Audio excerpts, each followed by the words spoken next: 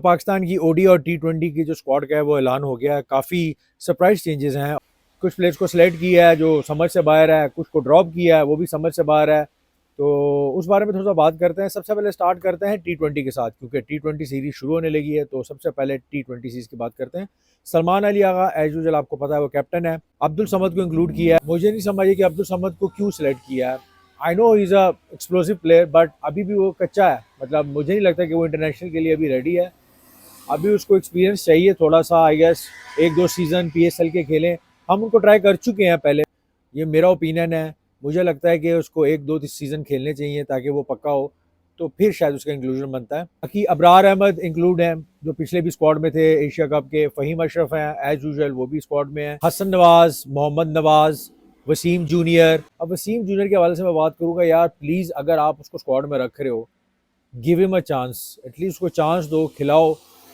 वो पाकिस्तान का इस टाइम मुझे लगता है कि सबसे बेस्ट ऑलराउंडर है जो कि आपको बहुत मैचेस जितवा सकता है। और मुझे समझ नहीं आ रही कि मैनेजमेंट को क्यों नज़र नहीं आ रहा यार। वो इतना एक्सप्लोसिव बैट्समैन है, हार्ड हिटर है, वो बॉल कराता है, 140 प्लस उसकी पेस है, डेथ बॉलिंग, उसके यॉर्कर्स, मतलब he is a complete package.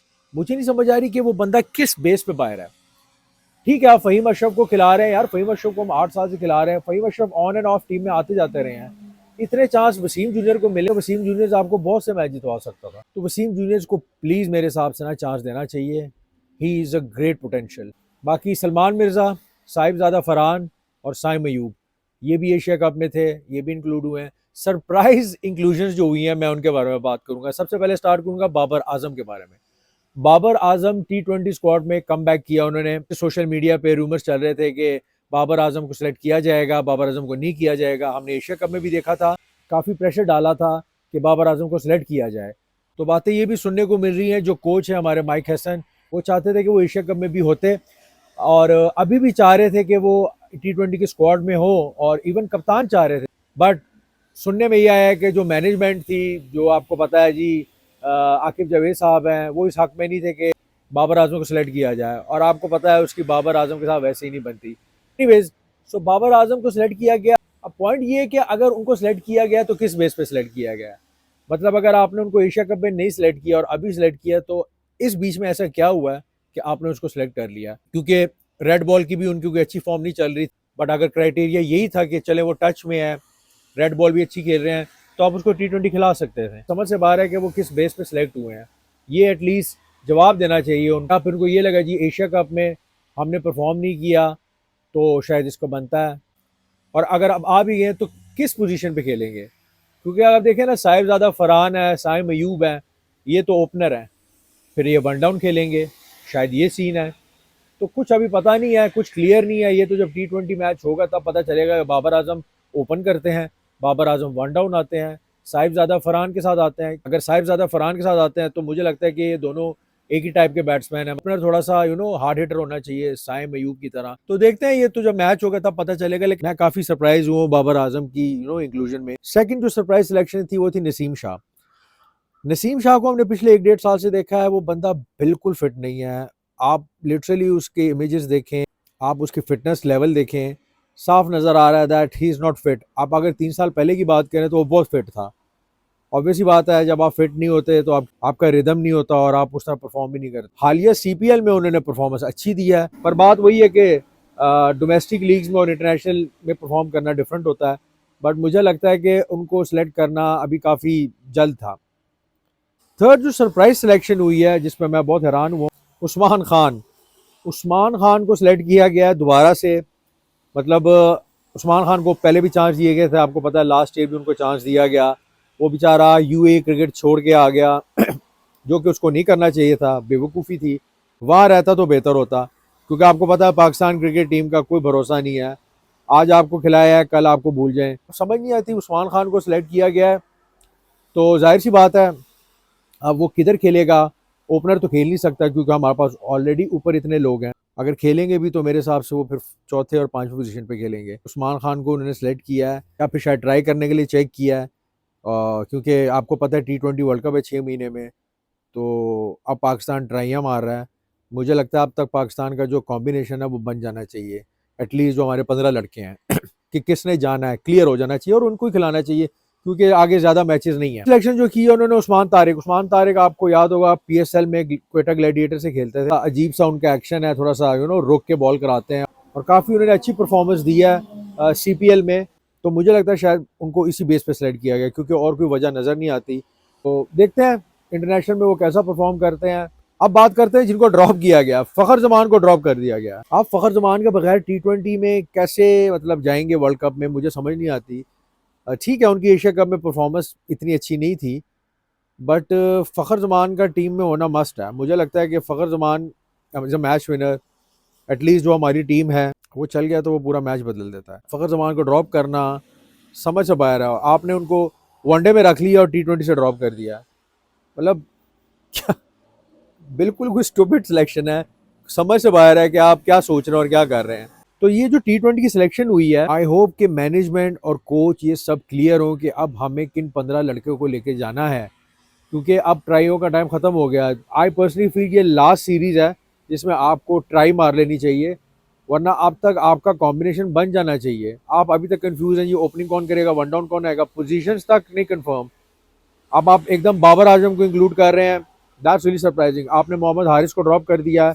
Mohammad Haris जो कि अपनी पोजीशन पे खेलता भी नहीं था, उसको भी ड्रॉप कर दिया। ठीक है, he wasn't performing well, but इधर से कंफ्यूजन, प्लेयर्स में भी आपने कंफ्यूजन डाली हुई है, डबल माइंडेड किया हुआ है, मैनेजमेंट भी कंफ्यूज है। मतलब एक दिन उठते हैं आप कहते हैं इसको ऊपर खिला दो, एक दिन कहते हैं इसको नीचे खिला दो, एक दिन कहते हैं जी बाबर आजम को सिलेक्ट कर लो, दूसरे दिन कहते हैं जी फ़खर जमान को ड्रॉप कर दो। तो ये अगर चलता रहेगा ना तो वर्ल्ड कप अगले महीने शुरू हो जाएगा और हमें अभी तक कॉम्बिनेशन नहीं बना होगा हमारा। सो या पाकिस्तान को as soon as possible T20 combination बनाना चाहिए। खैर आते हैं वनडे की तरफ। वनडे में शाहीन शाह अफरीदी कप्तान, क्या बात है जी। जिस बंदे को T20 का कप्तान होना चाहिए था वो वनडे का कप्तान बन गया, जिसको वनडे का कप्तान होना चाहिए था वो T20 का बन गया।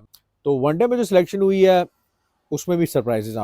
तो वनडे की टीम कुछ ऐसे है। शाहीन शाह अफरीदी कैप्टन है, अबरार अहमद, बाबर आजम, फ़हीम अशरफ, फ़खर जमान, हारिस रऊफ़, हसन नवाज़, हुसैन तलत, हसीबुल्लाह, फैसल अकरम, मोहम्मद नवाज़, मोहम्मद रिजवान, मोहम्मद वसीम जूनियर, साइम अयूब, सलमान अली आगा। अब जो सरप्राइज इंक्लूजन है वो है Faisal Akram. Faisal Akram is a good player, but अगर आप उसको स्क्वाड में इंक्लूड कर रहे हैं और आप उसको खिला रहे हैं तो मुझे लगता है कि मैनेजमेंट को और कोच को चाहिए कि उसको क्लियर करे कि हमारा प्लान क्या है, हमने आपको कैसे लेके चलना है। या तो आपके प्लान में है वो 2027 वर्ल्ड कप तक, तो आपको क्लियर कर देना चाहिए कि देखो सुनो, गो परफॉर्म, हैव कॉन्फिडेंस, तुम हमारे लिस्ट में हो। ऐसा नहीं है कि आप एक सीरीज उसको खिला दें और उसको फिर ड्रॉप कर दें। इससे बेहतर है आप उसको सिलेक्ट ही ना करें, उसको खेलने दें डोमेस्टिक और पक्का होने दें। He is performing in domestic, I know, but मुझे लगता है कि अगर आप उसको चांस दे रहे हैं तो फिर आप उसको पूरा लंबा चांस दें। हर प्लेयर को जिसको भी आप सिलेक्ट कर रहे हैं, कन्फ्यूजन होनी नहीं चाहिए प्लेयर और मैनेजमेंट के बीच में। क्लियर होना चाहिए कि भाई हमने आपको सिलेक्ट किया है, हमें आपसे ये एक्सपेक्टेशंस हैं और अब तक हैं। ऐसा नहीं है कि हम आपको एक सीरीज के बाद कहेंगे जी अल्लाह हाफिज़ अब आप जाएं वापस, जैसा होता है वो प्लेयर का कॉन्फिडेंस वैसे ही मार देता है।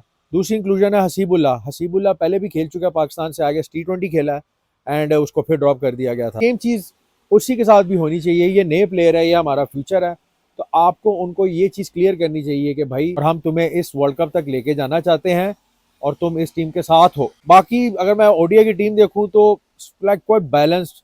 हारिस रऊफ हैं, ऑब्वियसली बात है T20 में नहीं है बिकॉज T20 की परफॉर्मेंस की वजह से नहीं है, विच इज़ फेयर।